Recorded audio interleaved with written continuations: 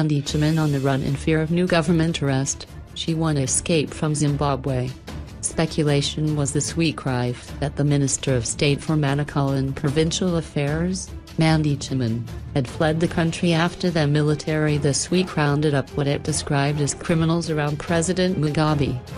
Chimene has been one of the vocal figures in calling for the purging of ex-Vice President Emmerson and Mnangagwa and Zanu PF politicians linked to the former VP. However, it has since turned out that the Provincial Affairs Minister is in China on the Zimbabwe-China Friendship Association business. When contacted yesterday, she said there was no need for her to flee the country as she had not committed any criminal offense. "I will be back on Wednesday, November 23rd. Why should I skip the country I fought for? I have not committed any crime at all. I am a Zimbabwean and I am coming back home soonest. What exactly is happening? I am with the Manicaland delegation on the Zimbabwe-China Friendship Association business," she said. The Zimbabwe Defense Forces announced early Wednesday morning that they had taken action to pacify a degenerating political, social and economic situation in the country which if left unchecked would have resulted in violent conflict. The ZDF said the intervention was not a coup, but corrective action targeted at criminals around President Mugabe. The director in Chimene's office, Mr. Kennedy Ferguson, also confirmed the China trip and said it was a government-sponsored trip. Mr. Ferguson said, "As you are aware, Chimene is the chairperson of the Zimbabwe-China Friendship Association. She was invited on official business. They usually go there annually and the time was due. Her delegation includes personnel from local authorities, the business community and other sectors. I am not sure of the actual number of her delegation. You can check with her secretary on the trip's schedule. I know that the trip was being coordinated by Mutasa Rural District Council Chief Executive Officer, Mr. George Bonder. It was a government-sponsored trip," he said.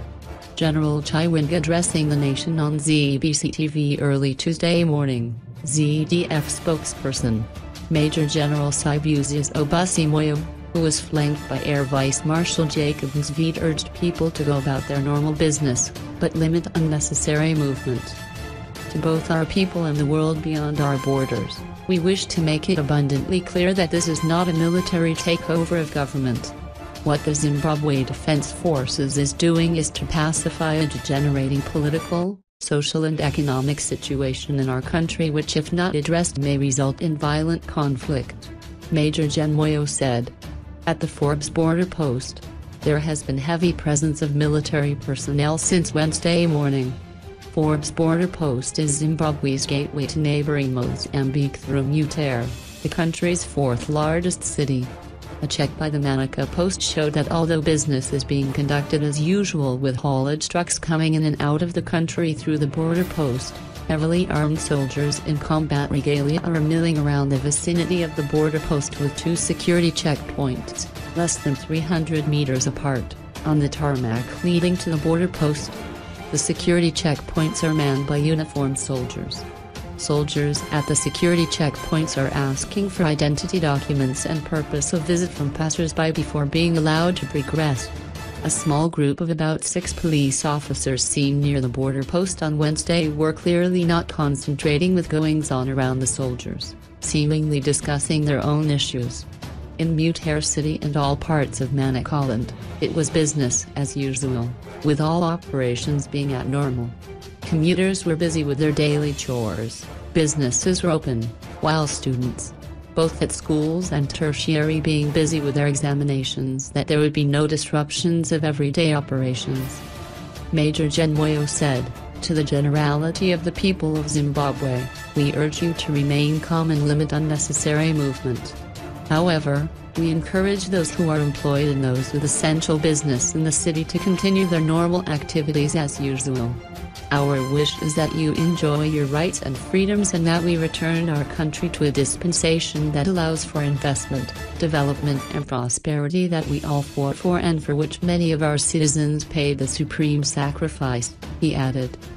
Major Gen Moyo assured other arms of the state that their actions were meant to protect their independence. The civil servants, as you are aware, There is a plan by the same individuals to influence the current purging, which is placing the political sphere to the civil service. We are against that act of injustice and we intend to protect every one of you against that. Meanwhile, Zanu PF National Youth League Secretary, Mandi Chimene, has apologized to ZDF Commander, General Constantino Chimene and the ZDF hierarchy for his Tuesday's remarks in which he denigrated them. Chimene has since distanced himself as the author of the statement and said it was handed over to him by one Rodney Nangambisi. Chimene had slammed Gen Chiwenga's ZDF, saying, "All those in the security sector fatigues who wish to engage in politics are free to throw their hats in the ring and not hide behind the barrel of the gun."